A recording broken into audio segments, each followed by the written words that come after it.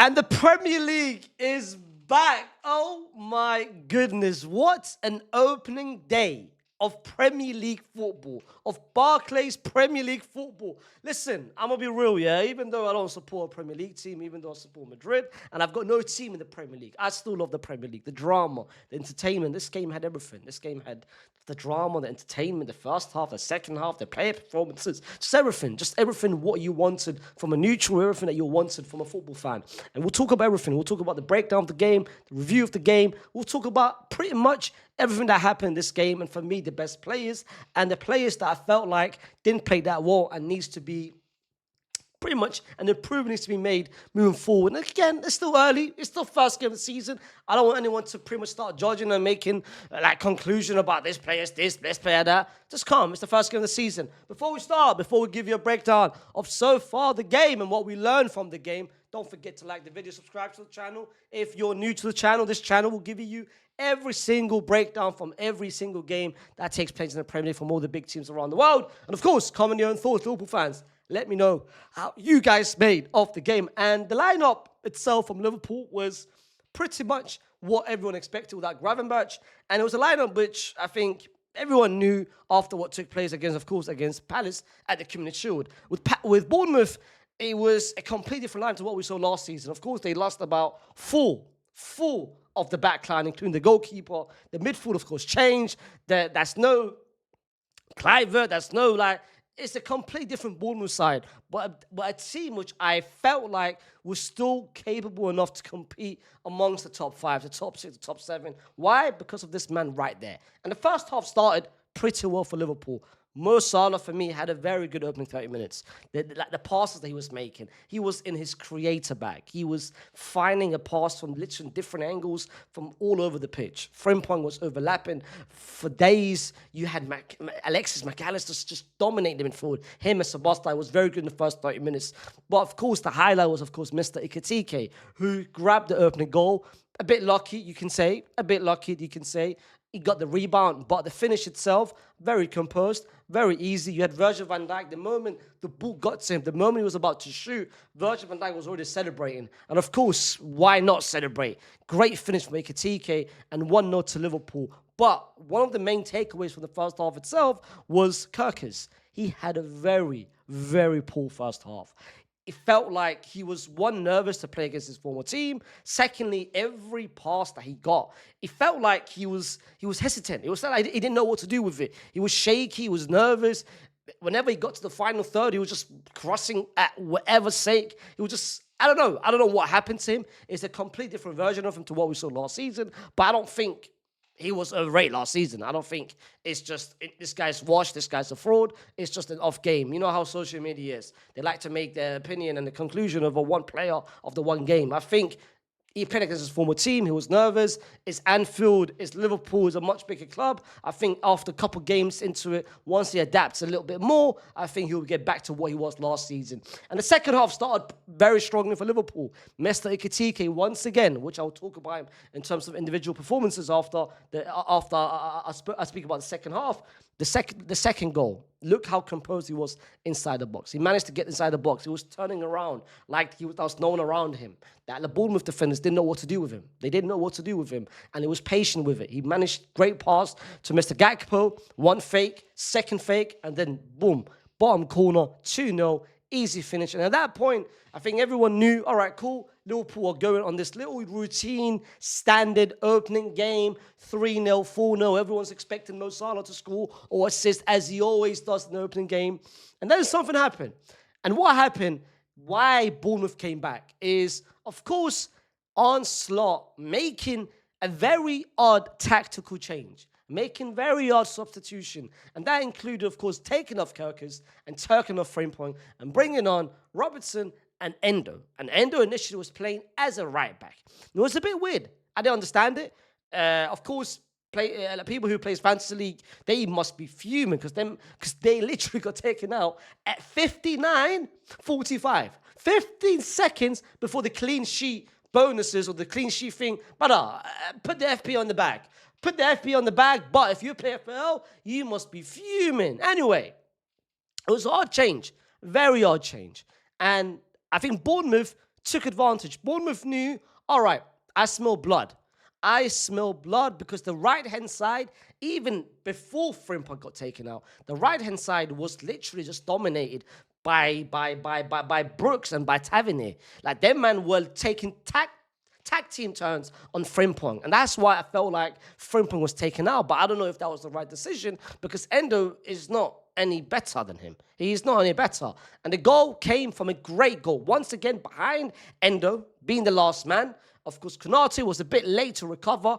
Great pass. Great first-time pass by Brooks. And Semenyo, who got racially abused in the first half, which is absolute disgusting to see still take place in the Premier League in 2025. I don't understand it. I don't understand it how, one, a Liverpool fan, you've got black players at Liverpool. Brother, why would you approach him and then start abusing him? Disgusting behavior, and we're still in 2025, and things are not going to improve anytime yet, fam. But one thing I do respect is they stopped the game. If that was La Liga, they would never stop the game. They would just let the game continue, as we've seen it happen in La Liga over the past years. At least the game was stopped, but things needs to be changed, bro. You can't have fans just come out of nowhere and start racially abusing players, bro. It needs to stop. It needs to stop. But I'm happy that Semenyo grabbed his score. And what a great finish it was. Great finish. Virgil van Dijk, I think, a bit poor to keep Brooks on side at that position. I think he was hesitant whether to push up, but he was just standing still. He was just standing still, allowing Brooks to be on side. And of course, the pass was made. But then you could feel like the momentum changed completely. It went from Liverpool controlling it initially with the first 15 minutes of the game, and then Bournemouth out of nowhere just coming in. And Semenyo was the key figure in that. Was the key figure in that pretty much spark that Bournemouth had. And the second goal that he scored. What a goal. What an exceptional goal. He had 3 players making runs. 3 players was making the runs and was asking for the ball. But this guy said, brother, I'm ignoring you. This is my game. This is my moment. After what happened in the first half, I'm getting the second goal. I'm getting a point at least. And what a finish it was. Konate, we'll talk about Konate. His head is somewhere else. But what a finish it was for Semenyo. It was 2-2. And at that point, I felt like a goal was still coming, but I felt like it was coming from Bournemouth. I felt like a remontada was coming from Bournemouth. And then for little words, it's been taken out. You need a goal. You need a winner. And you take out a 100 million player in words. And you bring in Kesa, someone that we barely saw last season. And then out of nowhere, just typical Premier League, typical Barclays Premier League, giving case at the moment. By the way, the switch which was made to Szoboszlai before Salah made the cross, the touch from Szoboszlai at that moment, because of course a tactical change was made when Joe Gomez came on, and then you put Szoboszlai a little more on the right-hand side. That touch from Szoboszlai was incredible, but that led to the goal. Salah with the cross, couple interceptions, couple clearances, and the ball literally lands to Kesa. What a first-time volley. I felt like Petrovic could have done a little bit better, but not taking anything away from the finish. 3-2 to Liverpool. And Liverpool, of course, at that point, you knew they were going to stay on. And no other. Why would you think that game would be over if you don't see Mo Salah on the stat sheet, on the score sheet? As always, this is his league. This is his league. Whilst he's still here, he's still the king. Whilst he's still here, this is still his league, and he's still the best player in the league. What a finish. And the celebration as well.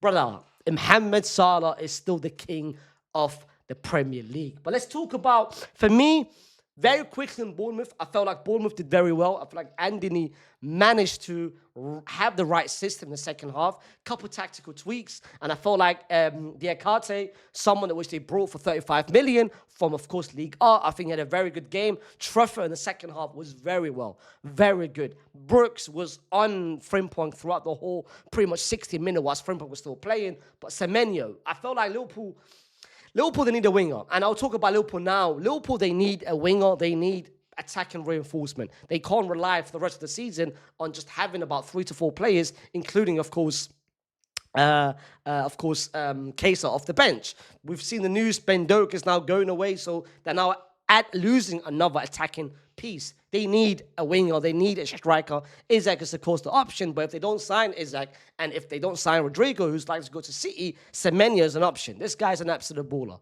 Absolute baller. For me, one of the most underrated players outside the top 6. He's so good. So good. He proved it last season, and he's proven it this season already, having his team and carrying his team and trying to at least get a point.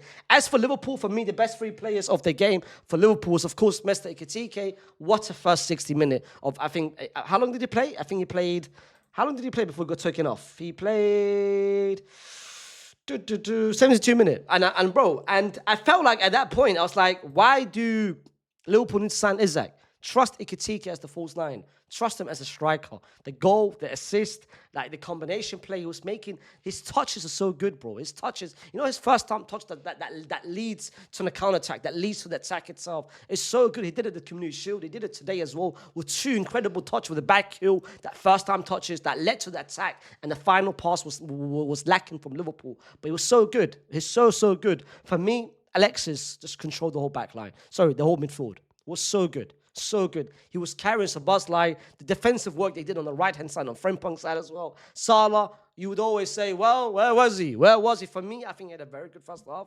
I think from the early part of the second half to like 80 minutes, I think he was taken out of the game completely, because at that point, the momentum had changed to Bournemouth side. But the finish itself, typical Mo Salah. Give him a chance, give him a moment, and you're gonna get a goal.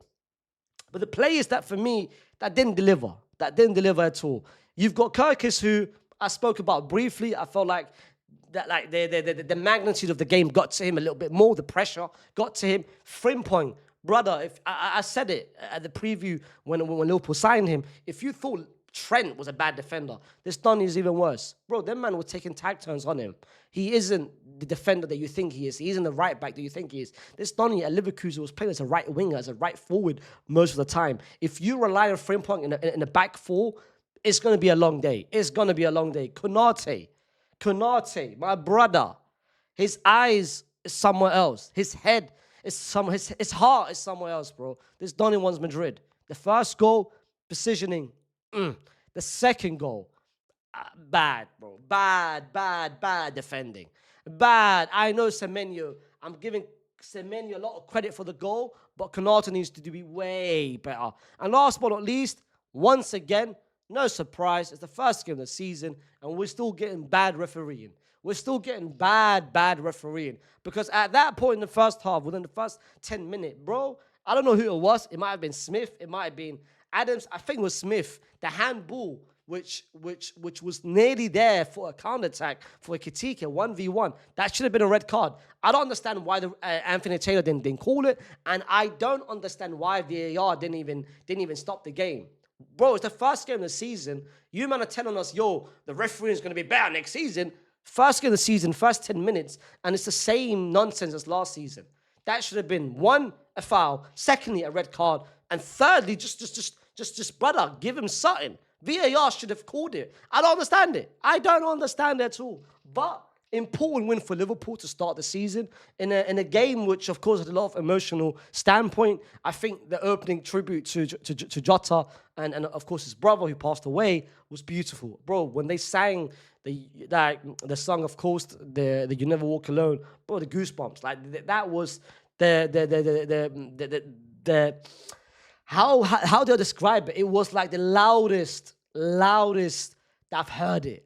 Bro, I had goosebumps. I don't even support Liverpool. I've got no connection to Liverpool. But I felt goosebumps. It was so powerful. So powerful. But massive win for Liverpool. I spoke about the players. I spoke about the game. And Liverpool starts the league with 3 points. Put down in the comments what you guys made of the game. Don't forget to like the video. Subscribe to the channel if you're new to the channel. And I'll see you soon with another Premier League match review. Peace.